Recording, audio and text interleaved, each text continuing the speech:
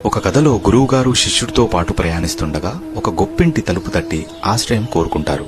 అందుకు వారు అసహ్యించుకొని కోపంగా వెళ్లి గొడ్ల సావళిలో పడుకోమని చెప్పగా ఆ రాత్రి గురువుగారు శిష్యుడు అక్కడే పడుకోవడానికి సిద్ధమవుతుంటే గోడపైన ఉన్న ఒక రంధ్రాన్ని గమనించిన గురువుగారు మూసేశారు. అది గమనించిన శిష్యుడు అది ఎందుకు మూసేశారు గురువుగారు అని అడగగా తర్వాత తెలుస్తుంది నాయన అని సమాధానమిస్తారు. ఇంకొక రోజు ఇంకొద్ది దూరం వెళ్ళాక ఒక పూరి గుడిసెలోని పేద దంపతులను ఆశ్రయం అడగగా వారు ఎంతో సంతోషంగా ఆప్యాయతతో గౌరవించి భోజనం పెట్టి అతిథి మర్యాదలు చేస్తారు. మరుసటి రోజు లేచి చూడగా పేద కుటుంబం పెంపుడు ఆవు చనిపోవడంతో దుఃఖంలో మునిగారు.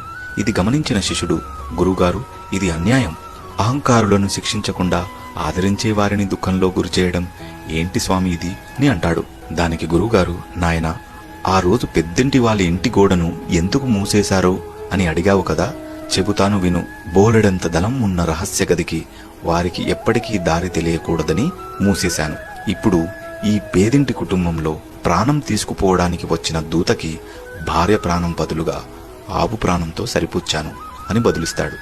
ఇలాగే మన జీవితంలో కూడా చాలా మంది నాకే ఎన్ని కష్టాలు వస్తున్నాయి, నేనే ఎక్కువ దుఃఖాన్ని అనుభవిస్తున్నాను అని అనుకుంటారు.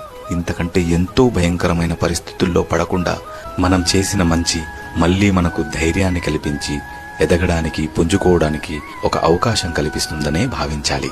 మర్చిపోకండి, పెరిగేదంతా తరిగేదందుకే, తరిగేదంతా పెరిగేదందుకే. ఇలాంటి మంచి ప్రేరణ కలిగించే కథల కోసం రాము కాకని తప్పకుండా ఫాలో చేయండి.